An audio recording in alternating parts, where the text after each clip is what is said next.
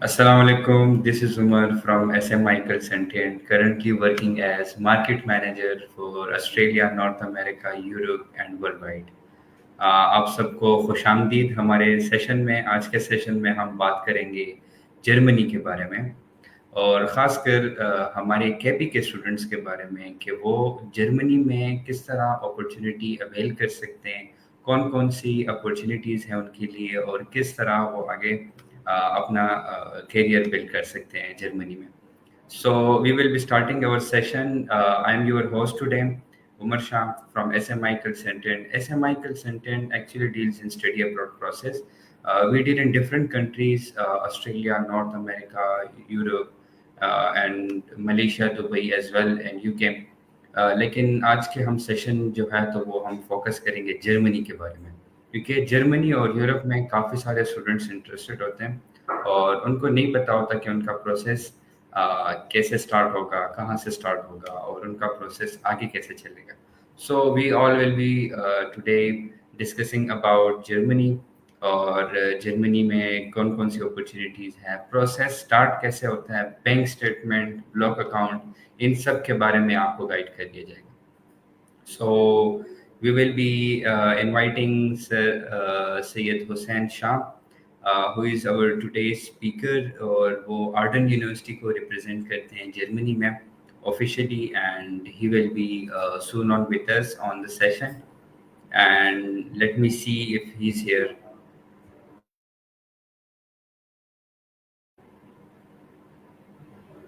Okay, so we will be waiting for Sir Hussain to join, and then we will start our session.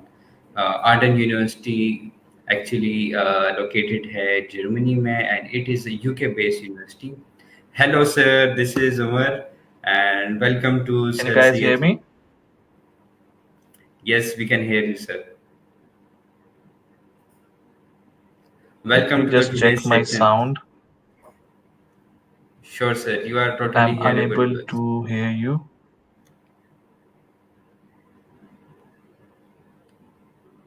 Okay, so can you hear Yes, me, sir? I can hear you now. Okay, that's great. That's great. Welcome to today's sessions. I was just introducing you and Arden University to the participants. So now you are here and welcome on board. So I will hand over it to you now. आप Thank you. sir kindly short से introduction करें and then we will continue with our Thank you, session. Umar bhai, first of all, for arranging the session, and thank you everyone for joining the session and sparing the time to listen to us. Hopefully, it will be a productive session for you guys, and we will be sharing some important news, and I hope you can benefit from that. My name is Syed Hussain Shah. I'm working with Global University System, generally Global University System, and थोड़ा सा इसका अगर आपको background दे दूं, Global University System owns around 40 universities globally. और उसमें Arden University is one of them, ठीक है। फिर वी हैव एफिलिएट प्रोग्राम्स पे डिफरेंट यूनिवर्सिटीज के साथ हम रिक्रूटमेंट पार्टनरशिप और डिफरेंट मॉडल्स पे काम कर रहे थे, राइट।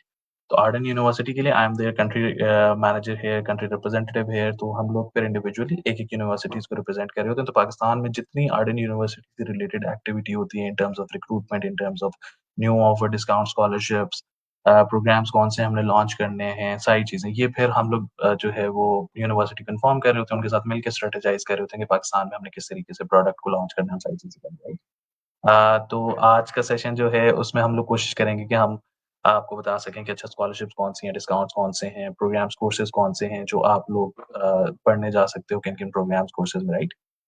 और इसके अलावा एक मोस्ट इम्पोर्टेंटली क्योंकि केपीके रीजन से हो, अगर आप पंजाब रीजन से हो, अगर आप अ, इस्लामाबाद के इर्द-गिर्द के रीजन से हो या अगर आपका इस्लामाबाद एम्बेसी से एप्लीकेशन प्रोसेसिंग का ताल्लुक है, तो आपके लिए हमारे पास कुछ बहुत अच्छी न्यूज़ है। इंशाअल्लाह अल्लाह ताला खैर करे कि अगर आप जर्मनी अपनी एजुकेशन प्रोसीड करना चाहते हो तो this can be a golden opportunity for you guys, considering कि पहले जो था वो प्राइमरीली हम भी कराची से रिक्रूट करते थे, बलूचिस्तान और सिंध के बच्चे जर्मनी के लिए बड़ी आराम से चले जाते थे। और जो पंजाब वाले रीजन वाले हैं, इस्लामाबाद एम्बेसी से जिन भी बच्चों की एप्लीकेशन प्रोसेस होनी थी, उन लोगों को वेटिंग पीरियड बहुत ज़्यादा था, उनकी एप्लीकेशन अपॉइंटमेंट्स का इश्यू था and everything.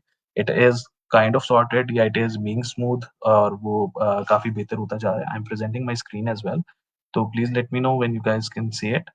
A, Yes, sir, that's great. और तो आज के सेशन में सर हम एक वो चीज़ जो नई पॉलिसीज जर्मन एम्बेसी की तरफ से आई है, जिसमें अपॉइंटमेंट के बारे में काफ़ी सारे स्टूडेंट्स क्वेश्चन करते हैं कि अपॉइंटमेंट पहले हम वो फास्ट ट्रैक और नॉर्मल ट्रैक वाला सिस्टम था, अभी वो ख़त्म हो गया। वहाँ पे एक नॉर्मल सिस्टम है, स्टूडेंट अपना प्रोफाइल बनाते हैं। उस प्रोसेस पे भी थोड़ा सा ब्रीफिंग करेंगे अपने स्टूडेंट्स के लिए, ताकि उनको थोड़ा सा वो प्रोसेस भी क्लियर हो जाए। And your screen is now visible to us. बिल्कुल उमर भाई, इंशाल्लाह उस पे हम जरूर उसे हाईलाइट करेंगे। तो I will try to keep this session short, क्योंकि आप you can definitely reach out to SMI consultant Umar भाई, and everyone will be there to support you, to guide you. हम थोड़ा सा डिस्कस कर लेंगे कि न्यू अपॉर्चुनिटीज, न्यू वो चीजें क्या है। अब मैं इसको थोड़ा थोड़ा सा इस सब पे डिस्कशन करूंगा ताकि आपको थोड़ा सा हाईलाइट हो जाए। Arden university basically is a UK based university. We have around 8 global campuses, लेकिन we are primarily recruiting for Berlin right now. इंशाल्लाह in the coming months, in the coming days, we will be recruiting for UK as well. हम लोग 1990 में establish हुए थे, तो इससे मुराद ये कि हमें 35 साल हो गए हैं इस इंडस्ट्री में। We have been recruiting consistently from Pakistan. बड़ा अच्छा नंबर आ रहा है, बड़ा अच्छा रिस्पांस है।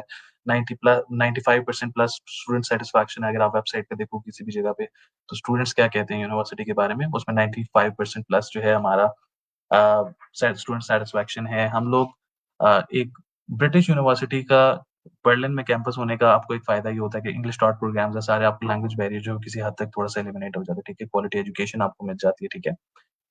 अफोर्डेबल फी, हम लोग इस पे सबसे ज्यादा जो है वो एम्फोसिस करेंगे। आई थिंक हमारा जो सबसे ज्यादा यूनिक सेलिंग पॉइंट हर यूनिवर्सिटी हर प्रोडक्ट का एक होता है, तो हमारा एक यूनिक यूनिक सेलिंग पॉइंट ये है कि हमारा ऑलरेडी एक अफोर्डेबल फीस है। उसके ऊपर जो हम स्कॉलरशिप और डिस्काउंट्स देते हैं, तो वो स्टूडेंट्स के लिए बड़ी लुक्रेटिव ऑप्शन हो जाता है, पॉकेट फ्रेंडली ऑप्शन हो जाता है। और उसके बाद फिर हम एक इनिशियल डिपॉजिट लेते हैं मिनिमम सा, और उसके बाद स्टूडेंट्स को फिक्स्ड पेमेंट प्लान दे देते हैं, तो स्टूडेंट इंस्टॉलमेंट्स का ऑप्शन उसके पास अवेलेबल है।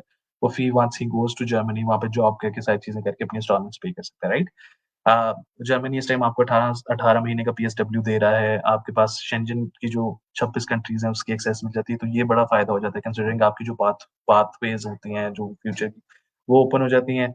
आप 26 कंट्रीज घूम फिर सकते हो अगर आपको घूमने फिरने का शौक है तो। बड़ी क्योंकि उस प्रॉक्सिमिटी में होती हैं, करीब आपको 100 यूरो 50 यूरो में लिटरली फ्लाइट्स मिल रही होती हैं एक मुल्क से दूसरे मुल्क, राइट।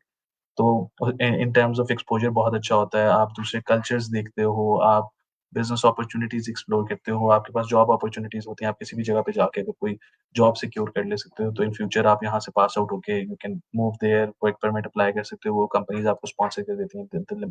तो आपकी जो अपॉर्चुनिटीज है वो बहुत ज्यादा एक्सपैंड हो जाती है, ठीक है, क्योंकि आपकी एक्सेसिबिलिटी बहुत ज्यादा हो जाती है। ऑन एंट्री अराइवल वीजाज मिल जाते हैं, सारी चीजें, राइट। पार्ट टाइम काम करने की आपको वैसे ही इजाजत है, तो आप पढ़ाई के साथ भी काम कर रहे होगे। Once you get your PSW, तो फिर आप फुल टाइम काम कर रहे होगे। तो ये इस तरीके से आपको काफी सपोर्ट मिल जाएगी जर्मनी की, ठीक है। अब हम इसमें सबसे ज्यादा ओके है कि सर, दैट्स लगाएंगे ग्रेट। प्रोसेसिंग, और उस चीज पे सबसे ज्यादा टाइम लगाएंगे। हमने कोशिश की है कि ये ताकि विजुअल क्यू आपको मिलती रहे, तो मैं जो भी चीज डिस्कस कर रहा हूँ वो आपके सामने नजर आ रही होगी आपको, तो फिर होपफुली आपको उसमें क्लैरिटी होगी। अब सबसे पहले हम डिस्कस करते हैं इनटेक्स के बारे में। तो इनटेक्स हमारे होते हैं फेब में, सितंबर और नवंबर, राइट। तो अभी हम मे इनटेक को टारगेट कर रहे हैं, बट मे इनटेक के लिए होपफुली आप जो सब इस सेशन में आप लोगों को सितंबर इनटेक टारगेट करना होगा, बाय द टाइम आपकी सारी प्रोसेसिंग होगी तो मे इनटेक जो है वो क्लोज हो चुका होगा, ठीक है। अब इसमें फिर हमारे पास 3 कैटेगरीज हैं। एक अंडर ग्रेजुएट प्रोग्राम्स हैं, एक पोस्ट ग्रेजुएट प्रोग्राम्स हैं, और एक फाउंडेशन ईयर के प्रोग्राम्स हैं, ठीक है। तो अगर हम अंडर ग्रेजुएट से स्टार्ट करें, अंडर यूजी हम उससे जनरली बोलते हैं अंडर ग्रेजुएट। तो अगर आप लोगों ने इंटरमीडिएट किया हुआ है, अगर आपने ओ ए लेवल्स किया हुआ है, ए लेवल्स किया हुआ है, तो उसके बाद फिर आप यूजी में डायरेक्ट अप्लाई कर सकते हो, ठीक है। 3 इयर्स की ये डिग्री है। इसमें आपके पास business management, human resource, marketing, tourism, computing, health care management, project management, इस तरह के सारे प्रोग्राम्स जो है वो अवेलेबल हैं 3 साल की डिग्री में, ठीक है। और इसी में अगर फॉर एग्जांपल आपकी एलिजिबिलिटी थोड़ी सी कम है, थोड़ी सी इंग्लिश प्रोफिशिएंसी कम है, अगर आपकी बॉर्डर लाइन केस है, प्रोफाइल थोड़े नंबर्स किसी वजह से अगर अनफॉर्चुनेटली आपके थोड़े से कम आ गए, तो what you can do is कि आप फाउंडेशन ईयर के साथ जा सकते हो। प्लस अगर फॉर एग्जांपल आपने इंटरमीडिएट अभी तक अपना कंप्लीट नहीं किया हुआ, तो आप फाउंडेशन ईयर अटैच कर सकते हो। उससे मुराद क्या है कि अगर आपने मैट्रिक किया हुआ है, मैट्रिक के बाद फिर आप फाउंडेशन ईयर अटैच कर लोगे, 1 साल का वो ऐड हो जाएगा उसमें, आपकी टोटल डिग्री हो जाएगी 4 साल की, ठीक है। और ये अगेन फाउंडेशन ईयर का प्रोग्राम आपका business management, human resource, marketing, tourism, computing, health care management, सब प्रोग्राम्स में आप फाउंडेशन के साथ भी जा सकते हो, ठीक है। हमारी जो मिनिमम एलिजिबल रिक्वायरमेंट होती है वो ये होता है कि आप 60% मार्क्स के साथ हो। मिनिमम नहीं, आइडियल या रिकमेंडेड हम लोग ये चाह रहे होते हैं कि 60% वाले बच्चे जो हैं वो आए, बट आप लोगों ने इसमें मायूस नहीं होना। अगर आपकी 60% से नीचे एप्लीकेशन हैं, you can definitely submit to us. 50 से ऊपर हो जाए 50 से नीचे ना जाना, मेहरबानी करना। 50 से ऊपर वाले बच्चों को हम लोग अकोमोडेट कर लेते हैं, बट आइडियल हमारे कैंडिडेट्स जो होते हैं वो 60% वाले होते हैं, ठीक है। अब इसमें जो है वो 2 years bachelors, BA, BSc, ADP, ये इस तरह के डिप्लोमास या जो डिप्लोमास वगैरह के होते हैं वो भी एक्सेप्टेबल होते हैं, ठीक है। अ, अगर आप लोगों ने ओ लेवल्स किया हुआ है, उसके बाद फिर आप फाउंडेशन के साथ यूजी में जा सकते हो। अगर आपने जो है इंटरमीडिएट अभी नहीं किया कंप्लीट, तो भी आप जो है फाउंडेशन के साथ जा सकते हो, ठीक है। अब इसमें हम प्रोग्राम फी की बात करते हैं। प्रोग्राम फी हमारी जो 1 साल की है वो है 10,500, ठीक है। अब इसमें आपने इस चीज़ का ख्याल रखना है कि जैसे ही आप एलिजिबल हो रहे होगे ना एप्लीकेशन सबमिट करने के लिए, तो यूनिवर्सिटी आपको मेरिट बेस्ड स्कॉलरशिप दे रही होगी 2000 यूरोस की, ठीक है। तो ऑटोमेटिकली जो आपका मैक्सिमम फी जो है ना वो 10,500 से 8,500 पे आ जाएगी, कंसिडरिंग कि आपको 2000 यूरो की मेरिट स्कॉलरशिप मिल जाएगी। अगर आपने 70 टू 89% मार्क्स सिक्योर किए हुए हैं तो आपको 2500 यूरो की स्कॉलरशिप मिल जाएगी। अगर आपने 90 and above percent marks secure किए हुए हैं तो आपको 3000 यूरोस की स्कॉलरशिप मिल जाएगी, ठीक है। तो आपका जो मेरिट स्कॉलरशिप की बेस है वो 2000 से 3000 यूरो की है, जो आप अवेल कर सकते हो। तो अगर आप मैक्सिमम स्कॉलरशिप अवेल कर लो तो आपकी फी ऑटोमेटिकली मेरिट स्कॉलरशिप आपकी 7500 फी हो जाएगी, ठीक है। अब एक मजे की चीज क्या है कि इट इज ये यहाँ पे खत्म नहीं होती scholarship. We have an additional discount जिसको हम डिस्क्रिशनरी डिस्काउंट कहते हैं। ये फर्स्ट कम फर्स्ट बेसिस पे हम देते हैं। तो इसके लिए इंपॉर्टेंट ये है कि आप लोग जल्दी एप्लीकेशन सबमिट करवाएं। फॉर एग्जांपल अगर सितंबर इनटेक अब आप टारगेट करना चाह रहे हैं तो उसके लिए फिर आप देर ना करें। आप सितंबर इनटेक के लिए अभी अभी से एप्लीकेशन प्रोसेस करना शुरू करें। तो जनरली जो बच्चे जल्दी अप्लाई कर देते हैं वो रिक्वेस्ट कर लेते हैं डिस्क्रिशनरी डिस्काउंट, और वो 1000 यूरो का आपको मिलेगा यूजी के केस में। अगर आप अंडर ग्रेजुएट में डायरेक्टली जा रहे हो तो 1000 यूरो का डिस्काउंट मिलेगा, और अगर आप फाउंडेशन ईयर में जा रहे हो, फाउंडेशन ईयर में आपको 3000 यूरो का डिस्काउंट मिलेगा। फाउंडेशन में मतलब आपकी अगेन फी जो 10,500 एक साल की होनी थी वो 7500 पे आ जाएगी, और ये आपको कन्वर्ट करेंगे तो अप्रोक्सीमेटली 9 लाख रुपए का आपको ये डिस्काउंट मिल जाएगा फाउंडेशन ईयर के लिए, ठीक है। 9 लाख रुपए का, दिस इज वेरी इंपॉर्टेंट, आपको बहुत हेल्प करता है, आपके पूरे डिसीजन मेकिंग में हेल्प कर देता है। तो 9 लाख रुपए का अगर आपको डिस्काउंट लग जाए, ठीक है। अगर आप अंडर ग्रेजुएट के लिए जा रहे हो तो उसमें आपको 3 लाख रुपए का डिस्काउंट उसमें एडिशनल मिल जाएगा, प्लस आपकी जो मेरिट स्कॉलरशिप है। लेट्स सपोज 2000 आपको मिलनी ही मिलनी है मेरिट स्कॉलरशिप, और 1000 आपको डिस्क्रिशनरी डिस्काउंट मिल गया, तो ऑटोमेटिकली 9 लाख आपको उसमें डिस्काउंट मिल ही गया, ठीक है। अगर आपने 70% मार्क्स सिक्योर किए होंगे तो आपको तकरीबन 10.5 लाख मिल जाएगा, और अगर आपने 90% किए होंगे तो आपको 12 लाख रुपए का आपको जो है वो स्कॉलरशिप और डिस्काउंट जो है वो मिल सकता है, ठीक है। अब डिस्क्रिशनरी डिस्काउंट के बेसिस पे आपने इस चीज का ख्याल रखना है कि this is first come first serve. मैंने आपको बताया बेस्ड ऑन अवेलेबिलिटी होता है, ठीक है। हमने डिस्कस किया था हमारे फेब में सितंबर नवंबर 4 इंटेक्स हैं, ठीक है। अब मई में फॉर एग्जांपल मेरे पास कोटा आया था 50,000 यूरो का। 50,000 यूरो का मतलब है कि 50 बच्चों को मैं डिस्क्रिशनरी डिस्काउंट दे सकता था। तो 50 बच्चों ने जब ये ऑफर अवेल कर ली, फर्स्ट 50 एप्लीकेंट्स जिन्होंने ये रिक्वेस्ट कर लिया उनको ये मिल जाएगा डिस्काउंट। उसके बाद वाले स्टूडेंट्स जो है उसको उनको फिर इसके बगैर प्रोसीड करना पड़ेगा, ठीक है। तो ये एक इंपॉर्टेंट पॉइंट है डिस्क्रिशनरी डिस्काउंट अवेल करने का, अगर आपने एडिशनल लेना है तो वो, ठीक है। अब आप एक और चीज का अगर ध्यान करो तो जो हमारी फाउंडेशन ईयर है इसमें मेरिट बेस्ड स्कॉलरशिप अप्लाई नहीं होगी, ठीक है। अगर आप 4 साल के उसमें जा रहे हो फाउंडेशन के लिए जाओगे तो फाउंडेशन में आप डिस्क्रिशनरी डिस्काउंट ले सकते हो जो कि है 3000 यूरो का, ठीक है। वो आपने ले लिया। उसके बाद वंस आप अपनी जर्मनी में 4 साल की डिग्री होगी आपकी, टोटल फाउंडेशन आपने कंप्लीट की अपनी, उसमें फिर अब आपने जितने परसेंट मार्क्स लिए 50 60 70 80 90 100, ठीक है। जितने भी परसेंट मार्क्स लोगे उसकी बेस पे ये जो आपको हमने पुरानी एप्लीकेशन स्कॉलरशिप डिस्कस की थी वो जाया नहीं होगी। Based on your marks in foundation आपको यूजी की जो मेरिट स्कॉलरशिप हमने डिस्कस किया ऊपर जो 2000 से 3000 यूरो, वो यूजी के पहले साल में जो है वो अप्लाई हो जाएगी। तो ये नहीं होगा कि आपने फाउंडेशन में जा रहे हो तो आपकी वो अपॉर्चुनिटीज आई हो जाएगी। This is a plus point कि आप अभी फाउंडेशन का डिस्क्रिशनरी डिस्काउंट ले जाओ और फ्यूचर में आप यूजी की भी स्कॉलरशिप आपके ऊपर जर्मनी में भी आप चले जाओगे तो अप्लाई होंगी। ऐसा नहीं होगा कि हम कहेंगे नहीं आपने पहले नहीं लॉ ली थी स्कॉलरशिप तो अब आपको नहीं मिलेगी, ठीक है। तो this is a very important point, हम सपोर्ट करते हैं इस चीज में स्टूडेंट, ठीक है। अब यूजी और फाउंडेशन यहाँ पे कवर हो गया। अब हम जाते हैं पीजी की तरफ। PG is post graduate. इसमें हमारे पास मल्टीपल प्रोग्राम्स हैं, MBA, okay professional. Sir, stopping you for a while, really जी सॉरी। सर। अच्छा सर, ये यूजी और फाउंडेशन तो आपने बड़े अच्छे से एक्सप्लेन किया, बड़ा ज़बरदस्त एक्सप्लेन किया। अच्छा सर, इसमें अक्सर हमारे पास स्टूडेंट्स आते हैं जिन्होंने डिप्लोमा किया होता है, या उन्होंने फॉर एग्जांपल 2 साल पहले उन्होंने एफएससी की है, फिर उसके बाद उन्होंने कोई डिप्लोमा किया हुआ होता है या बीए किया हुआ होता है। ठीक तो है। वो स्टूडेंट्स फिर कहते हैं कि मतलब हमने तो बीए भी किया है 2 साल का, तो अब हमें क्या मतलब वो मिल सकता है क्या नहीं मिल सकता। एक वो ठीक है। चीज़ ज़रा थोड़ा सा आप एक्सप्लेन करें। और सर इसमें जो सबसे बड़ी बात और सबसे मेन चीज़ आती है वो वो आती है स्टूडेंट की, मतलब जो पहले होता था कि मतलब उनको अपॉइंटमेंट्स नहीं मिलते थे। वो वाला ठीक है। पॉइंट ठीक है। थोड़ा सा यहाँ पे एलोबरेट करेंगे, then we will move to PG. Thank you. ठीक है। ठीक है। अच्छा, आपका जो पहले वाला सवाल का पार्ट है वो मैं क्लियर कर देता हूँ। हम लोगों ने यहाँ पे क्लियरली मेंशन भी किया हुआ है कि बीए बीएससी, एडीपी, डिप्लोमास इस तरीके के जिन बच्चों ने किए होते हैं, उनको डायरेक्ट एंट्री बैचलर्स में मिल जाती है, ठीक है? लेकिन अनफॉर्चुनेटली जो पीजी की रिक्वायरमेंट है, अगर आप चाह रहे हो कि अच्छा आप कह रहे हो मैंने 2 साल की बैचलर्स भी किया हुआ है सारी चीज़ें, तो अनफॉर्चुनेटली वो बैचलर्स इंटरनेशनल स्टैंडर्ड पे ना उस तरीके से काउंट नहीं होता। उसका दूसरा तरीका ये है कि अगर आपने 2 साल का बैचलर्स किया हुआ है, आप अगर उसके साथ या 3 साल का आपने बैचलर्स किया हुआ है, ठीक है? या तो आप उसके साथ 1 साल का मास्टर्स करोगे या 2 साल का मास्टर्स करोगे। लेकिन वो अब आई थिंक वो एक्जिस्टिंग उस तरीके से मॉडल नहीं है, क्योंकि बैचलर्स अब सारा स्टैंडर्ड 4 साल का आ रहा है। लेकिन अगर कोई पुराना कैंडिडेट होगा, तो पीजी में जाने के लिए आपके लिए 2+2 एक्सेप्टेबल है, 3+1 एक्सेप्टेबल है या 4 साल का बैचलर्स, ठीक है? तो अगर आपने अनफॉर्चुनेटली सिर्फ बीए किया होगा या सिर्फ 2 साल या वो किया होगा, तो अनफॉर्चुनेटली आप पीजी में नहीं जा सकते। बट हाँ, आप ये कर सकते हो कि आप दोबारा से अंडर ग्रेजुएट में एडमिशन लेके अपनी डिग्री कंप्लीट करके उसके बाद प्रोसीड कर सकते हो, ठीक है? एक चीज़ ये। जहाँ तक सवाल है अपॉइंटमेंट्स के हवाले से, अपॉइंटमेंट का हमने पूरा डिटेल एक सेशन रखा हुआ है एंड की तरफ, तो हम वो एक साथ ही पूरा डिस्कस कर लेंगे इंशाल्लाह, ठीक है उमर भाई? उसमें आपको कोई मसला तो नहीं है इंशाल्लाह? वो हम पूरा सेशन एंड में नो कवर नो, करेंगे।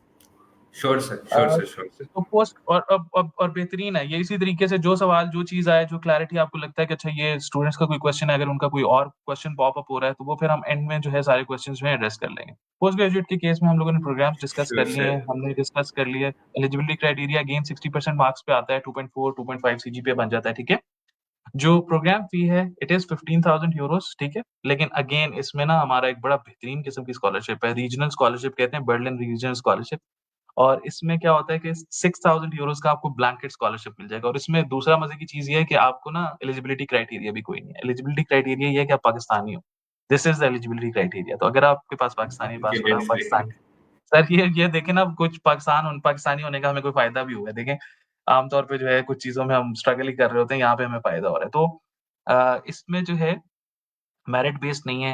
आपके मार्क्स-शार्क्स का कोई चक्कर नहीं है। आपको 6000 यूरो का स्कॉलरशिप मिल जाएगी, क्योंकि हम लोगों के कुछ रीजन्स हैं जिसमें हम ये स्कॉलरशिप प्रोवाइड करते हैं। Pakistan is one of the region जिसमें ये स्कॉलरशिप जो है एलिजिबल है, ठीक है? तो ऑटोमैटिकली आपकी फी जो 15,000 यूरो थी, वो 9,000 यूरो पे आ जाएगी, ठीक है?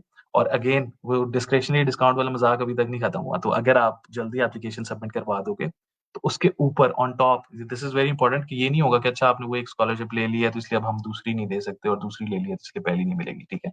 आपको उसके ऊपर 1000 यूरो का और डिस्काउंट लेने के चांसेस, अपॉर्च्युनिटीज़ आपके पास हैं, कंसिडरिंग कि आप जल्दी एप्लीकेशन सबमिट करवा दो। तो टोटल आपको 7000 यूरो का डिस्काउंट मिल जाएगा, जिससे आपकी फी जो है वो 8000 यूरो पे आ जाएगी, व्हिच इज़ वेरी इकोनॉमिकल और बड़ा आई थिंक रीज़नेबल किस्म की जो है वो आपकी एक फी बन जाएगी, ठीक है? अब इसमें इस चीज़ का आपने ख्याल रखना है कि सारे प्रोग्राम जो ऊपर लिस्ट हुए हुए हैं, उन सब की फी 15,000 यूरोज़ है। जो एमबीए प्रोग्राम है एक्सेप्ट फॉर एमबीए, वो उसकी 16,500 फी है, ठीक है? उसकी फी थोड़ी-सी स्लाइटली 1,500 यूरो जो है वो एमबीए की फी ज़्यादा है। तो अगर आप एमबीए के केस में जा रहे होगे तो आप फी थोड़ी-सी ज़्यादा दोगे। अब जो तीसरी इम्पोर्टेंट चीज़ है, वो ये है कि सब प्रोग्राम्स के लिए यूजी, फाउंडेशन, पीजी सब के लिए इनिशियल डिपॉज़िट जो यूनिवर्सिटी की रिक्वायरमेंट है, इट इज़ 2500 यूरोज़। आपने सिर्फ 2500 यूरो शुरू में देने हैं, और उसके बाद आप इंस्टॉलमेंट प्लान पे सारी फी जो है वो पे करवा रहे होगे, ठीक है? मूविंग फॉरवर्ड, अ, आप लोगों ने अप्लाई कैसे करना है? हम लोगों ने सारी चीज़ें डिस्कस कर ली, सारी चीज़ें। अप्लाई करना है अगर आपने अंडर ग्रेजुएट के लिए, सिंपली आपने सिर्फ अपनी एजुकेशन क्वालिफ़िकेशन देनी है। इंग्लिश लैंग्वेज अगर आपके पास है तो देनी है। एमओआई की बेस पे भी आप जा सकते हो। अगर इंग्लिश क्वालिफ़िकेशन नहीं है तो आपको कंडीशनल ऑफर आ जाएगा, और तीसरी चीज़ पासपोर्ट रिक्वायर्ड है, ठीक है?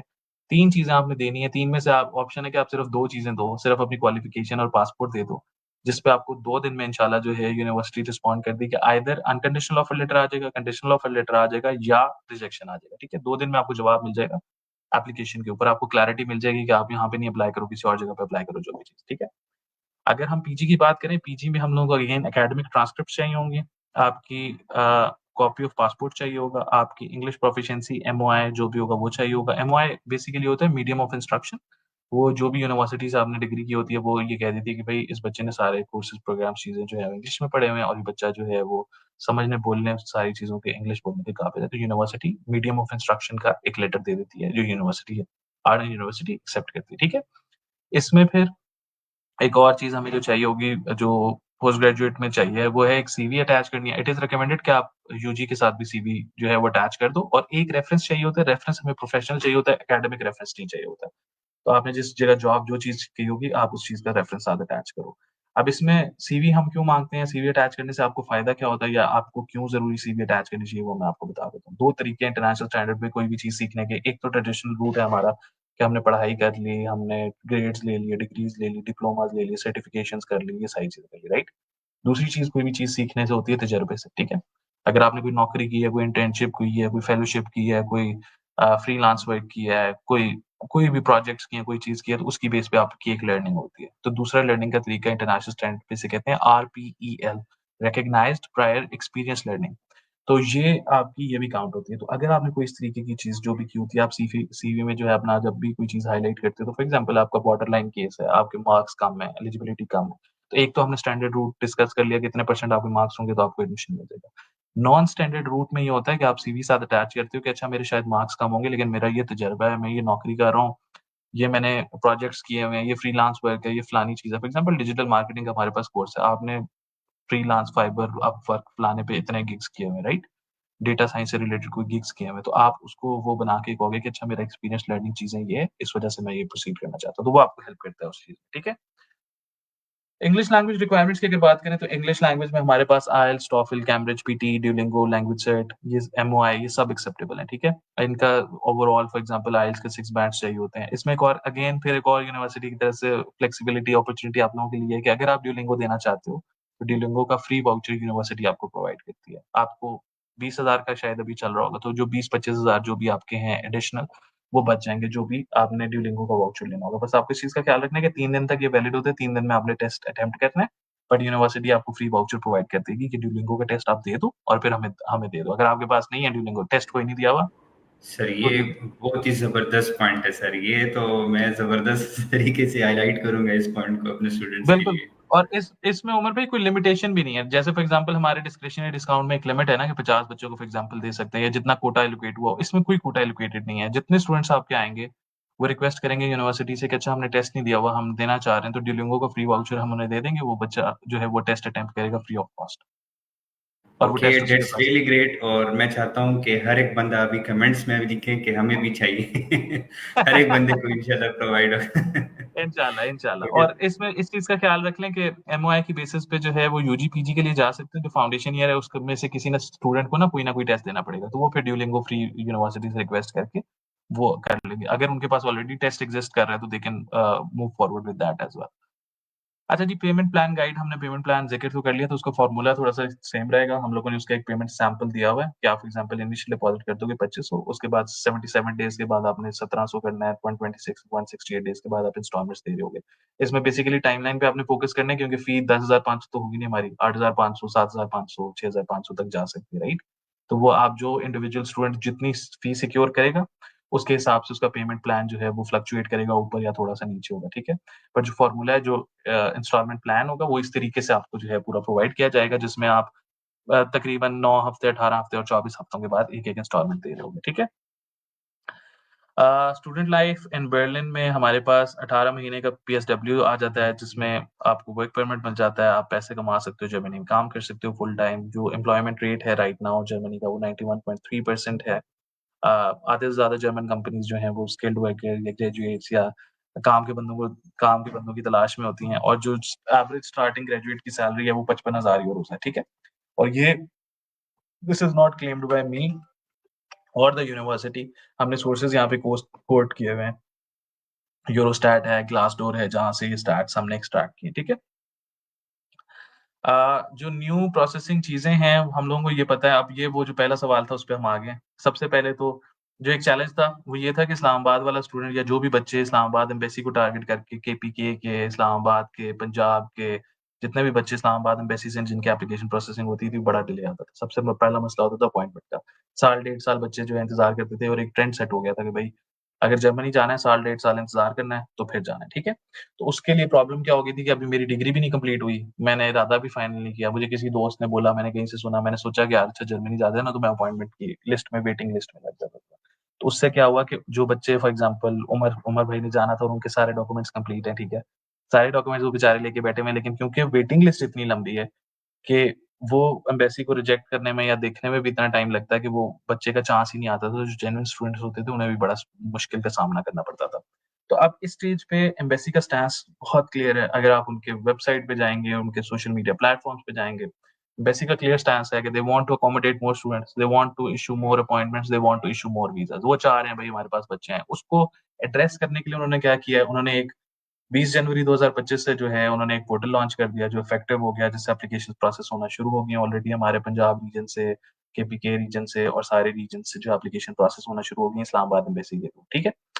इसमें जो है वो आपने इस चीज़ का ख़्याल रखना है कि इनकम्प्लीट एप्लीकेशन ज़्यादा ना दें, उससे आपको फ़ायदा ये होगा, आपका एप्लीकेशन प्रोसेसिंग जो है वो जल्दी हो जाएगी। उसपे क्लियर स्ट्रक्चर दिया हुआ है कि किस तरीके से पहले डॉक्यूमेंट क्या लगाना है, दूसरा क्या लगाना है, तीसरा क्या लगाना है, चौथा क्या लगाना है। उसमें एसएमआई जो है आपको हेल्प करेगा, पूरी application end to end processing from application stage to visa processing, उसमें they are perfectly trained, organized professional लोग हैं, ये आराम से आपको एक-एक चीज़ बताएँगे कि भाई पहले ये डॉक्यूमेंट लगाना है, फिर वो लगाना है और आप उसपे जो है वो करोगे। अब अगर आपकी एप्लीकेशन सही से प्रोसेस हुई, तो एक और एडिशनल जो सबसे इंटरेस्टिंग चीज़ है वो ये है कि आपको as a fast track student consider किया जाएगा, ट्रीट किया जाएगा। This is very important.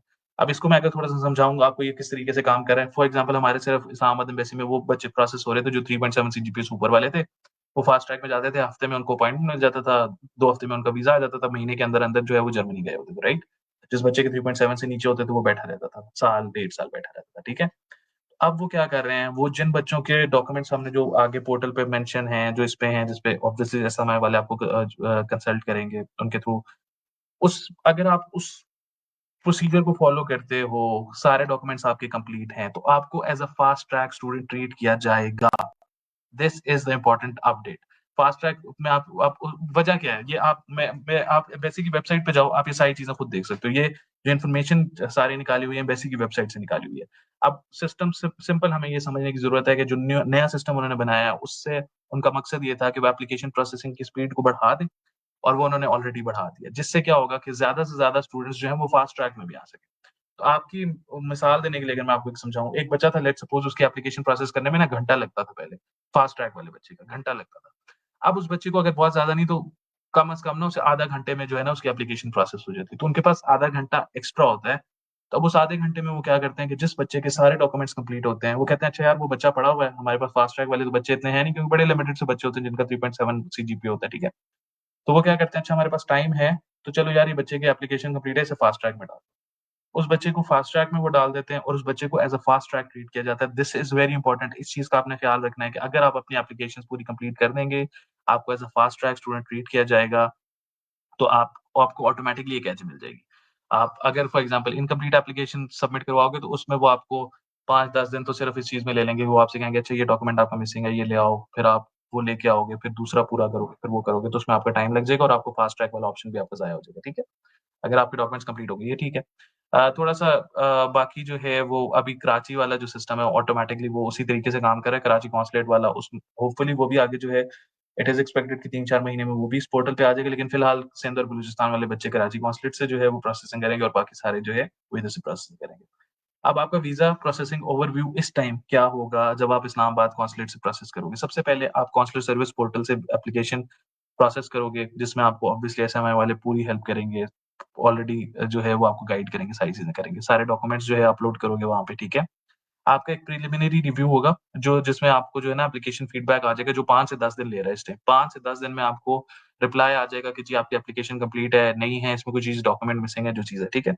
और इसके बाद आपको वो बुलाते हैं बायोमेट्रिक के लिए। अब इसमें एक पॉज़िटिव आउटकम, एक पॉज़िटिव चीज़ क्या है, खुद सोचो आप लोग एज़ अ वीज़ा ऑफ़िसर अगर आप बैठे हुए हो, आपको पहले क्या होता था, पहले आप अभी भी कराची में इसी तरीके से होता है, आपको एक अपॉइंटमेंट डेट मिलती है, आप उस अपॉइंटमेंट पे अपनी फ़ाइल अपनी जो है वो लेके जाते हो सामने और वो वीज़ा ऑफ़िसर के सामने आप पेश करते हो, कि सर ये मेरी प्रोफ़ाइल है। तो वीज़ा ऑफ़िसर उस टाइम वो आपकी प्रोफ़ाइल खोलेगा।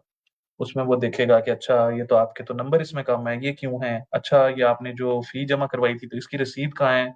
अच्छा ये जो आपने इंग्लिश लैंग्वेज टेस्ट दिया है, इसका आप मुझे टेस्ट दे दो, आप मुझे फलानी चीज़ दे दो। तो वहाँ पे ना बैठ के उस टाइम आपकी एप्लीकेशन को उसी टाइम जज करते हैं कि अच्छा ये क्या है? फिर अब वो जज करेंगे, वो साथ ही आपसे कहेंगे कि अच्छा आप ना एसओपी लिख दें। आप जो है वो आप कंप्यूटर साइंस में जाना चाह रहे हैं तो अच्छा मुझे बताएँ सी प्लस प्लस क्या है? अच्छा मुझे बताएँ कि वो अ प्रोग्रामिंग लैंग्वेज के बारे में आपको क्या पता है? तो आपसे टेक्निकल सवाल पूछेंगे, ठीक है? तो बच्चे अक्सर उसमें स्ट्रगल करते हैं, उस टाइम पे स्ट्रेस में, प्रेशर में होते हैं ऑलरेडी, तो टेक्निकल सवाल और चीज़ों में जो है वो फँस जाते हैं, राइट? अब क्या हो रहा है कि अब फॉर एग्ज़ाम्पल मैं वीज़ा ऑफ़िसर हूँ, आप वीज़ा ऑफ़िसर हो, स्टैंस क्लियर है कि हमने ज़्यादा से ज़्यादा बच्चे अकोमोडेट करने हैं, हमने उन्हें नहीं फँसाना, ठीक है? तो क्या होगा कि मैंने प्रोफ़ाइल ऑलरेडी देख ली है, और मैं सिर्फ उन्हीं बच्चों को बुलाऊँगा जिन बच्चों के वीज़ा एक्सेप्टेंस के चांसेस ज़्यादा होंगे, जिनकी प्रोफाइल को मैं कहूँगा कि हाँ भाई ये प्रोफाइल ठीक है, आगे जाने के काबिल है। जिन बच्चों की प्रोफाइल ठीक नहीं होगी, मैं ऑटोमैटिकली उन्हें फ़िल्टर आउट कर दूँगा स्टेज पे और मैं आगे नहीं जाऊँगा। तो एक फ़िल्ट्रेशन हमारी पहले लग गई कि जिन बच्चों के डॉक्यूमेंट्स कंप्लीट है सिर्फ वो आगे जाएँगे। फिर एक और फ़िल्ट्रेशन लग गई जिन बच्चों के डॉक्यूमेंट्स अच्छी क्वालिटी के हैं वो उससे ज़्यादा अगले नेक्स्ट स्टेप पे जाएँगे, ठीक है? तो आपको बायोमेट्रिक अपॉइंटमेंट के लिए बुलाएँगे, जब आप बायोमेट्रिक के लिए जाओगे तो इस स्टेज पे आपने वीज़ा प्रोसेसिंग फ़ी देनी है which is around 90 euros 90 euro के तक करीब आपने वीज़ा प्रोसेसिंग फ़ी देनी है। आप अपना पासपोर्ट साथ लेके जाओ और अपनी फाइल साथ लेके जाओ, ठीक है? बट इस स्टेज पे जो इंटरव्यू हो रहा है, it is not very extensive right now. आपको इंटरव्यू में भी थोड़ी-सी एज मिल रही है, थोड़ी नहीं बहुत ज़्यादा एज मिल रही है क्योंकि आपका ऑटोमैटिकली प्रोफाइल जो है वो रिव्यू हुई हुई है और उन्हें पता है कि यार ये अच्छा कैंडिडेट है, अच्छा बच्चा है, काबिल बच्चा है, इसे जाना चाहिए, राइट? तो वो इसीलिए आपको अगले स्टेज पे लेके आ रहे हैं, नहीं तो ना आपका टाइम ज़ाया करेंगे, ना अपना टाइम ज़ाया करेंगे। तो आपका इंटरव्यू बहुत शॉर्ट सा होगा। वो मोस्टली आपसे जेनेरिक क्वेश्चन चीज़ें पूछेंगे जिसकी बेस पे आप आगे जा सकते हो। इट इज़ एक्सपेक्टेड कि आने वाले दिनों में ये इंटरव्यू सिचुएशन भी थोड़ी-सी टफ हो जाए। जैसे-जैसे टाइम एप्लीकेशन चीज़ें बढ़ती जाएँगी तो शायद ये थोड़ा-सा सिचुएशन टफ हो जाए क्योंकि इतने आराम से तो नहीं जर्मनी जाने देना ना उन्होंने। जो वीज़ा आउटकम है it was never a problem. आपको 4 हफ्ते के अंदर, 1 महीने के अंदर जवाब आ जाता है, 2-2 हफ्ते में अभी भी ऑलरेडी हमारे पास जवाब आ रहे हैं, ठीक है? तो आपको 2 हफ्ते में जवाब आ जाएगा कि आपका आइदर वीज़ा एक्सेप्टेड है, रिजेक्टेड है, जिसके हाई चांसेस रहेंगे अगर आप इस्लामाबाद एम्बेसी से प्रोसेस करोगे क्योंकि उन्होंने शुरू में स्ट्रिक्टनेस और चीज़ें बढ़ा दी हैं, तो आपके वीज़ा एक्सेप्टेंस चांसेस बढ़ जाते हैं, ठीक है? जो बच्चे प्रोसीड कर लेते हैं, ठीक है? फिर आप अपना पासपोर्ट कलेक्ट करोगे and you are good to go, ठीक है? ये वीज़ा प्रोसेसिंग हो गया, अब हम आ जाते हैं डॉक्यूमेंट्स आपको क्या रिक्वायर्ड है। अब इसमें आपने मेजर चीज़ ये देखनी है कि हम 2 सेगमेंट की बात कर रहे हैं। एक इस्लामाबाद एम्बेसी है और एक कराची कॉन्सुलेट है, 2 डिफरेंट तरीके से दोनों जो है ना प्रोसीड करते हैं, ठीक है? अब हम लोगों ने जो डिस्कस किया था अगर आप इस्लामाबाद एम्बेसी से प्रोसेसिंग करोगे ना तो आपने इस चीज़ का ख्याल रखना है कि इट इज़ रिकमेंडेड कि आप 1 साल की अपफ्रंट फी दें। Which is not very much हम लोगों ने अपनी तरफ से ना जितना डिस्काउंट, जितना कोई स्कॉलरशिप हो सकती थी, इतना सारी भर-भर के ना डाल दिया, आपको दे दिया, ठीक है? बट आपने अगर अपना वीज़ा चांस बेहतर करना है, आपको वीज़ा रिस्पॉन्स वो चाहिए क्योंकि at the end of the day ये तो नहीं मसला ना कि आप सारी मेहनत करो, एंड पे जाओ वीज़ा रिफ्यूज़ल आ जाए, दिल अलग से टूटेगा, उम्मीदें इतनी बड़ी होंगी आपकी, ठीक है? उसके लिए इट इज़ रिकमेंडेड कि आप 1 साल की फी दे दो, ठीक है? दूसरी चीज़ ये कि आप कोई ना इंग्लिश लैंग्वेज टेस्ट दे दो, वो चाहे आइल्स हो, चाहे ड्यूलिंगो हो, कोई चीज़ हो, आप एमओआई की बेस पे ना जाओ। हम लोग क्योंकि ऑलरेडी इस्लामाबाद एम्बेसी के साथ हम काम कर रहे हैं, हम लोगों के पार्टनर्स हैं जिनका 100% वीज़ा एक्सेप्टेंस रेट है, तो उनका पॉज़िटिव फीडबैक ये है, उन्होंने कहा कि सर ऑब्वियसली हो जाता है। मतलब फॉर एग्ज़ाम्पल 6 बच्चे हैं, उनमें से 5 बच्चों में ना इस्लामाबाद एम्बेसी ने कोई ऑब्जेक्शन नहीं लगाया, वो चले गए। लेकिन छठे बच्चे पे उन्होंने ऑब्जेक्शन लगा दिया कि नहीं जी आप पूरे साल की फी लेके आएँ। नहीं, आप जो है इंग्लिश लैंग्वेज टेस्ट लेके आएँ। इस्लामाबाद एम्बेसी जो है ना वो अब ये यूनिवर्सिटी की रिक्वायरमेंट नहीं है, ठीक है? यूनिवर्सिटी एक्सेप्ट करती है एमओआई, यूनिवर्सिटी इनिशियल डिपॉज़िट पे जाती है। 100 प्लस स्टूडेंट्स जो हैं वो एनरोल हुए हैं हमारे 24 में 2024 में, राइट? तो वो उनमें कोई प्रॉब्लम नहीं हुई, कोई ऑब्जेक्शन नहीं आया। लेकिन इस्लामाबाद एम्बेसी का मसला है कि वो ना ऑब्जेक्शन लगा देती है।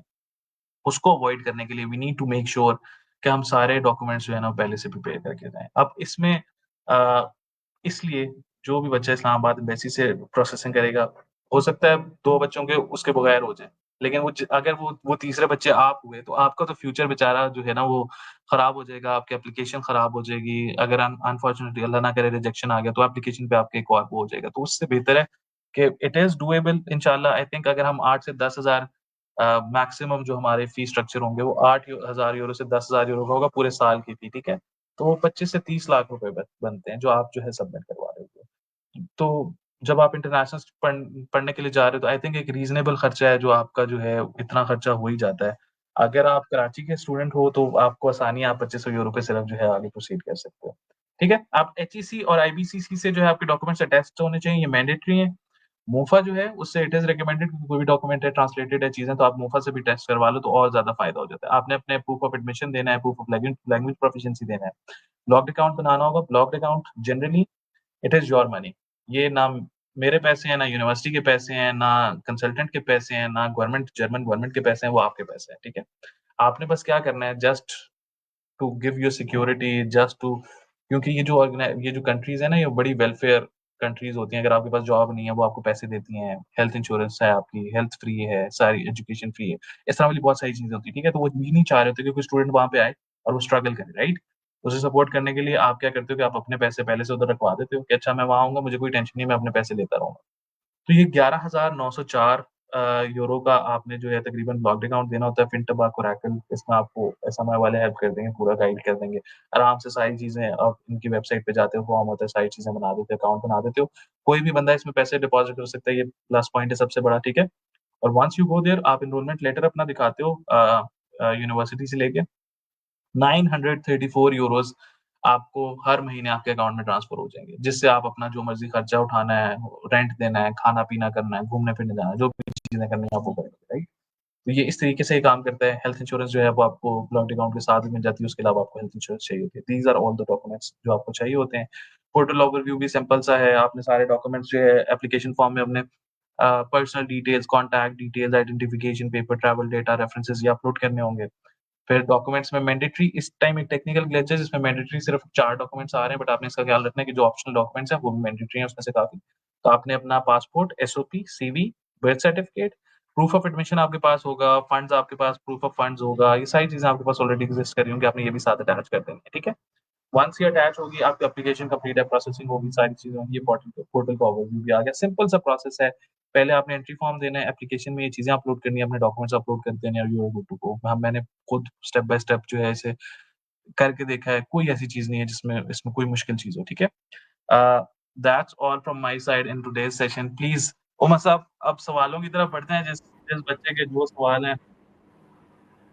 जी sir, thank you so much for the explanation और आपने काफ़ी ज़बरदस्त तरीके से एक्सप्लेन किया है, काफ़ी डिटेल से आपने एक्सप्लेन किया। We will be moving to our questions. काफ़ी सारे क्वेश्चंस आ रहे हैं और one by one I will try to cover all the questions. और सबसे पहले सर स्कॉलरशिप की एलिजिबिलिटी के बारे में एक स्टूडेंट ने पूछा है कि ठीक व्हाट है, is the eligibility criteria for scholarship if and it is applicable for the entire duration of the degree और limit to a single term. तो ये ठीक है। काफ़ी अच्छा क्वेश्चन है। वेरी गुड जी क्वेश्चन सर। हमारा बड़ा अच्छा सवाल से स्टार्ट हुआ है। जो भी स्टूडेंट है वेरी गुड क्वेश्चन। देखो इसमें जो अगर हम अंडर ग्रेजुएट की बात करें तो अंडर ग्रेजुएट में हमारे पास मेरिट स्कॉलरशिप है। मेरिट स्कॉलरशिप हमारी स्टार्ट हो रही है 2000 से 3000 तक की उसकी ब्रैकेट है, ठीक है? प्लस डिस्क्रिशनरी डिस्काउंट है जो 1000 यूरोज़ का एडिशनल डिस्काउंट मिल जाएगा आपको, ठीक है? अगर हम फाउंडेशन की बात करें, फाउंडेशन में मेरिट स्कॉलरशिप आपके पहले साल अप्लाई नहीं हो रही होगी। आप उसमें डिस्क्रिशनरी डिस्काउंट लोगे, जो डिस्क्रिशनरी डिस्काउंट होते हैं ना, वो सिंगल टर्म होते हैं, वो पहली बार होते हैं, वो आपके साथ हर साल नहीं जाएँगे, ठीक है? लेकिन जो आपकी मेरिट बेस्ड स्कॉलरशिप होगी, वो हर साल जाएगी, ठीक है? वो आपके साथ जो है वो अप्लाई होगी। तो फाउंडेशन ईयर में आपके पास मेरिट स्कॉलरशिप नहीं है, पहले साल में आप 3000 यूरो की स्कॉलरशिप डिस्क्रिशनरी डिस्काउंट ले सकते हो, लेकिन जब आप अपनी डिग्री कंप्लीट कर लोगे फाउंडेशन ईयर की, जितने भी मार्क्स होंगे उसकी बेस पे आपको मेरिट स्कॉलरशिप अपने पहले साल अंडर ग्रेजुएट में मिल जाएगी और वो इवेंचुअली फिर दूसरे और तीसरे साल पे भी चली जाएगी, ठीक है? अंडर ग्रेजुएट और फाउंडेशन कवर हो गया। पीजी के केस में 1 साल की प्रोग्राम है, तो ऑटोमैटिकली आपको 6000 यूरो की अगर डिस्काउंट मिल गया, तो वो 1 साल के लिए एलिजिबल है, तो आपका वो भी पूरी डिग्री में आपका काउंट हो गया, प्लस डिस्क्रिशनरी डिस्काउंट अगर आप ले लेते हो, तो वो भी काउंट हो जाता है। फिर एक और चीज़, एक और इस सवाल से चीज़ मैं हाइलाइट कर दूँ कि वन्स आपने डिस्क्रिशनरी डिस्काउंट फॉर एग्ज़ाम्पल ले लिया, हमने बताया पहले तो लिमिटेड स्लॉट्स, आपने जल्दी एप्लीकेशन सबमिट करके डिस्क्रिशनरी डिस्काउंट ले लिया। अगर आप किसी वजह से फॉर एग्ज़ाम्पल सितंबर इनटेक के लिए अभी आप टारगेट कर रहे हो, किसी वजह से सितंबर में नहीं जा सकते, तो आपके पास नेक्स्ट ऑप्शन अवेलेबल है, नवंबर इनटेक में आप चले जाओगे, ठीक है? तो जब आपकी एप्लीकेशन आप डेफर करवा सकते हो, आप वीज़ा आ भी जाए तो भी एप्लीकेशन डेफर करवा सकते हो। वीज़ा से पहले आप किसी वजह से फैमिली रीज़न है, फ़ौदगी, ज़िंदगी, खुशी, गमी, हज़ार चीज़ें हैं, मामलात हैं, आप सिर्फ ज़ेन ही नहीं बना सक रहे, तो भी डेफर करवाने के बाद आपके पास ऑप्शन है, आप वो डेफर करवाओगे, तो जो आपका डिस्क्रिशनरी डिस्काउंट है, वो आपकी प्रोफ़ाइल के साथ अगले इनटेक में चला जाएगा। ऐसा नहीं होगा कि पिछले में आपने लिया तो वो वहीं रह जाएगा और अब आपको 1000 और देना पड़ेगा, तो 3000 और देना पड़ेगा, ऐसा कुछ नहीं होगा। आपका डिस्क्रिशनरी डिस्काउंट आपके साथ डेफर होके नेक्स्ट इनटेक में चला जाएगा। I hope this answers your question. अगला Okay, सवाल। sir. Very well explained. Acha, sir. Next question we have, sir. We are facing the issue of appointment in German. If we can apply for fast track, is there any chances we can get the appointment? And also, what is the KPK student visa ratio? तो KPK student की visa ratio और fast track appointment के बारे में student ने question किया। Over to you sir.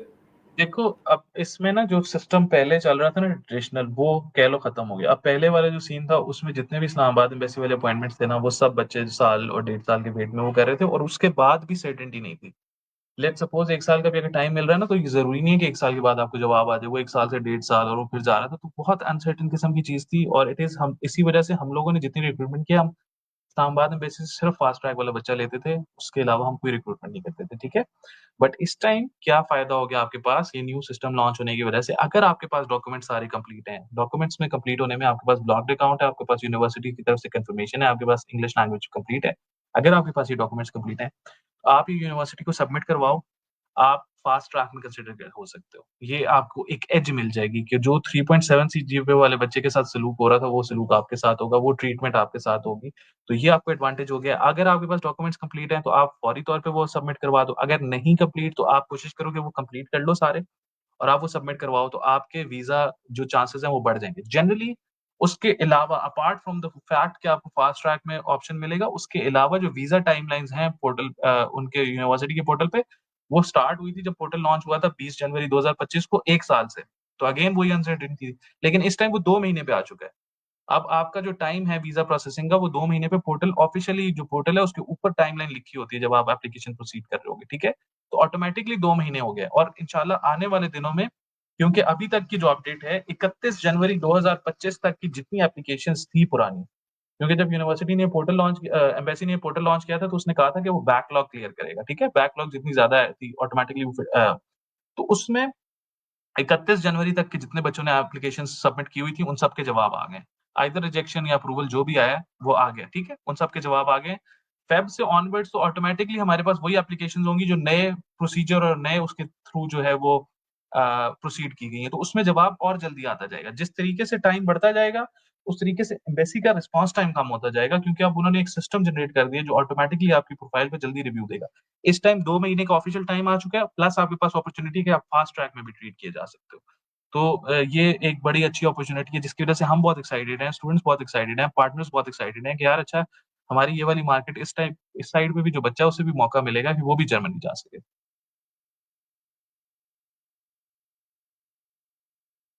Okay sir, that's really great. आपने काफ़ी अच्छा एक्सप्लेन किया। और अभी एक और क्वेश्चन है, sir, if we deposit money into blocked account and the visa is not issued, how long does it take to get the money back? So I guess I should answer this question.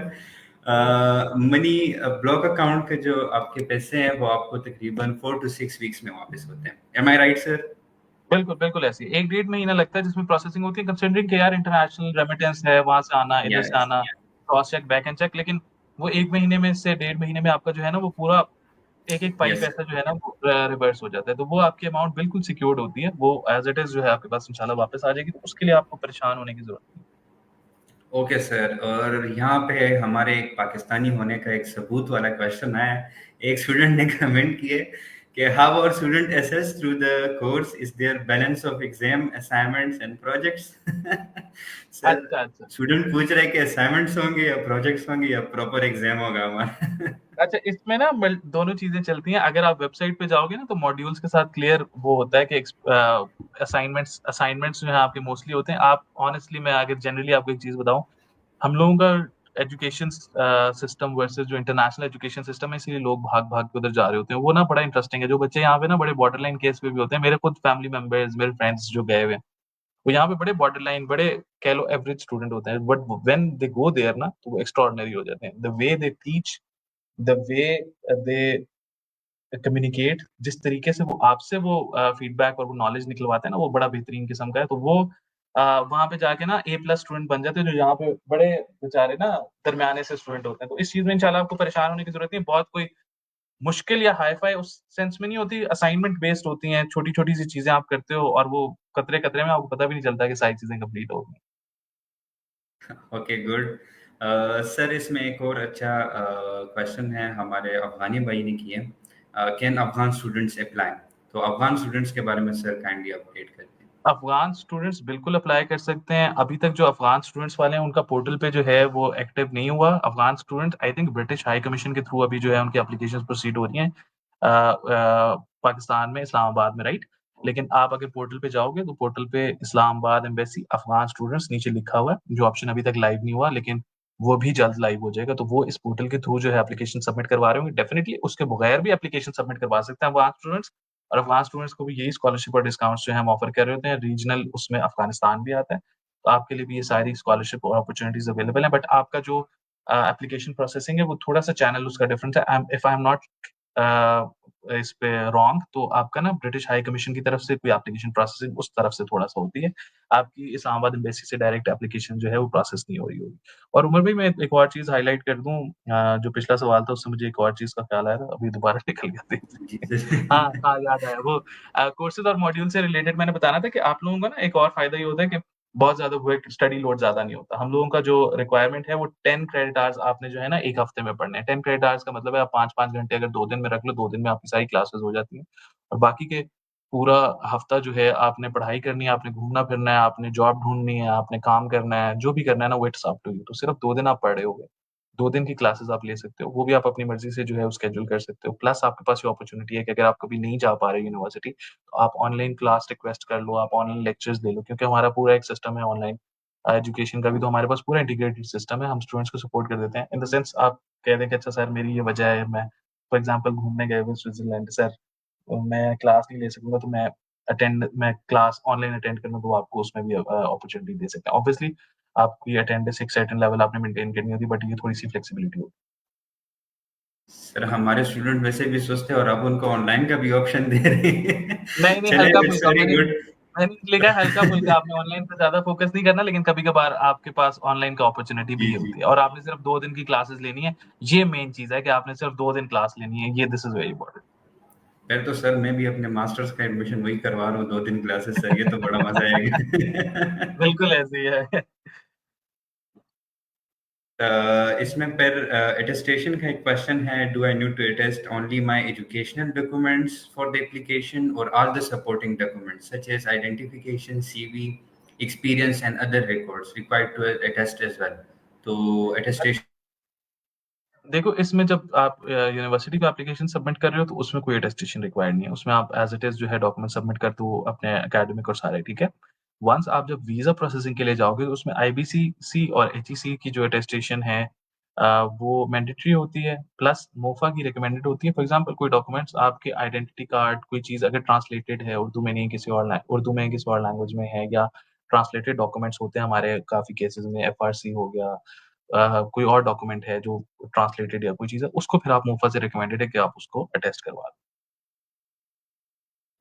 Okay sir, thank you so much for explaining. और sir ये next question की तरफ हम move करें, इसमें student पूछ रहे हैं please guide us on refund policy. तो ठीक है, मेरे ख्याल से यूनिवर्सिटी की रिफंड की बात कर रहे हैं। ठीक है। रिफंड अब आपके ना 2 केस के रिफंड्स होते हैं। एक होता है एप्लीकेशन विथड्रॉल, तो अगर आप एप्लीकेशन विथड्रॉ कर रहे हो, उस केस में ये होता है कि आप लेट्स सपोज़ अभी मई इनटेक चल रहा है, तो मई की जब क्लासेस स्टार्ट हो जाएँगी, उसके विदिन 14 दिन बाद आपने एप्लीकेशन विथड्रॉ करनी है, ठीक है? दिस इज़ वेरी इंपोर्टेंट अगर आप एप्लीकेशन विथड्रॉ कर रहे हो। इन केस अगर आपको वीज़ा रिफ्यूज़ल आ जाता है, तो वीज़ा रिफ्यूज़ल में आपके पास टाइम होता है कि आप 3 महीने तक 3 अपना रिफंड क्लेम कर लो, ठीक है? वन्स अगर आपका वीज़ा रिफ्यूज़ल हो जाएगा, आप वीज़ा रिफ्यूज़ल लेटर साथ में भेजोगे, रिफंड क्लेम कर लोगे, उसका वही अगेन प्रोसेसिंग टाइम 1 से डेढ़ महीने में जो है आपका रिफंड जो है वो प्रोसेस हो जाता है। इन केस अगर उसमें डिडक्शन हो एडमिशन चार्जेज़ एडमिनिस्ट्रेशन चार्जेज़, तो वो अराउंड 200-250 यूरोज़ जो है वो डिडक्ट होंगे, बाकी आपकी फी जो है आपको रिफंड हो जाएगी इंशाल्लाह। Okay sir, that's great. और सर आर्डन यूनिवर्सिटी यूके के बारे में एक क्वेश्चन अभी आया कि did Arden UK get the approval of PSW? Sir, ये बड़े ज़हीन बच्चे हैं आपके पास, आई मस्ट एडमिट, ये तो कोई इंटरनल चीज़ें हैं जो ये पूछ रहे हैं मेरे से। आर्डन यूनिवर्सिटी यूके के लिए you guys should heads up, आप लोग इसी तरीके से इंटरेस्ट शो करते रहें। इट इज़ एक्सपेक्टेड कि मई के बाद हमारे पास टियर 4 लाइसेंस आ जाएगा। जनरली हम लोग आर्डन के लिए रिक्रूट यूके के लिए इसलिए नहीं कर रहे थे, इट इज़ ओपन, अगर if you want to apply तो आप यहाँ पे अभी भी अप्लाई कर सकते हो, राइट? लेकिन हम लोग सिर्फ इस वजह से प्रमोट नहीं कर रहे थे, और बर्लिन बर्लिन के लिए सिर्फ इसलिए हम प्रमोट करते हैं क्योंकि हमारे पास टियर 4 लाइसेंस नहीं था। उससे जो बच्चे आर्डन में पढ़ने जाते हैं यूके, वो जॉब करने की उन्हें इजाज़त नहीं होती थी, राइट? पीएसडब्ल्यू से आप उमर भाई आप म्यूट हैं अगर आप कुछ कह रहे थे। तो अब इट इज़ एक्सपेक्टेड कि इंशाल्लाह सितंबर इनटेक जो होगा 2025 का, उसमें यूके की रिक्रूटमेंट भी स्टार्ट हो जाएगी, और उसके बारे में you should keep in touch with SMI consultant, क्योंकि I will be sharing all the information regarding the courses, scholarship, discounts, programs कौन से हैं, वो सब इनके साथ मैं शेयर कर रहूँगा। उसमें फिर वी हैव 7 ग्लोबल कैंपसेस, जिसमें 3 in London, 2 in Birmingham, 1 in Leeds, 1 in Manchester, ठीक है? उसकी फीस स्ट्रक्चर और सारी चीज़ें क्योंकि अभी तक कन्फर्म नहीं है, हमारे साथ शेयर नहीं है, इसीलिए मैं officially I can't say anything right now.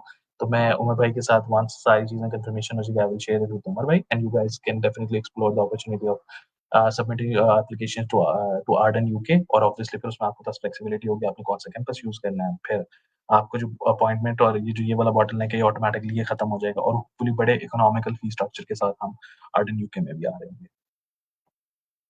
Okay sir, thank you so much and that's end of the questions.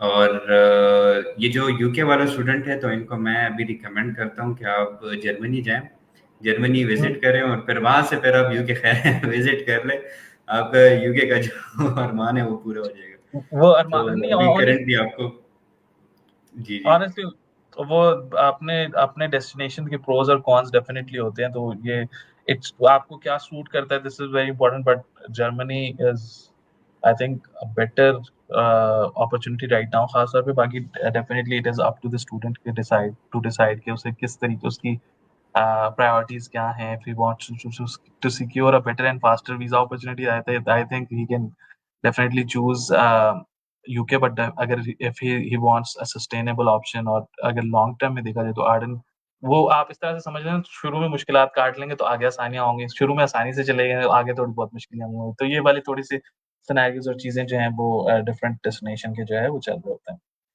Thank you Umar भाई, जी that's all sir. From my side. जी sir, thank you so much for explanation. आपने काफ़ी अच्छे तरीके से presentation दी हमें और हमारे ऑडियंस को, and thank you so much to the audience and to you as well sir. काफ़ी कुछ सीखने को मिला, काफ़ी सारे क्वेश्चंस भी हुए, क्वेश्चन भी काफ़ी इंटरेस्टिंग थे। इसके अलावा जो भी क्वेश्चंस हैं हमारे तमाम व्यूवर्स से, हमारे कमेंटर्स से, तो आप हमें स्ट्रेटली रीच आउट कर सकते हैं। आर्डन यूनिवर्सिटी के रिलेटेड जो भी क्वेश्चंस होंगे इंशाल्लाह हम आपके तमाम क्वेश्चंस क्लियर करेंगे। और अभी आपको जर्मनी के वीज़ा प्रोसेस के बारे में भी पता चल गया। So SMI consultant is all the way here to you for you guys, और हम 100% आपकी एप्लीकेशन को सक्सेसफुल बनाने की कोशिश करेंगे। और कोई भी क्वेश्चन कुछ भी हो सो reach us out any time. And thank you so much again sir, आपने बहुत अच्छे तरीके से एक्सप्लेन किया और काफ़ी क्वेश्चंस भी आपने हल कर दिए। Thank you so much for attending our session and being our speaker. Thank you so much again. Thank you everyone. Have a blessed Ramadan. Keep us in your prayers as well. दुआएं करो अपने future के लिए भी और हमारे लिए भी, और अपना खास ख्याल रखो। Thank you. अस्सलाम वालेकुम. Thank you so much sir, अल्लाह हाफिज़।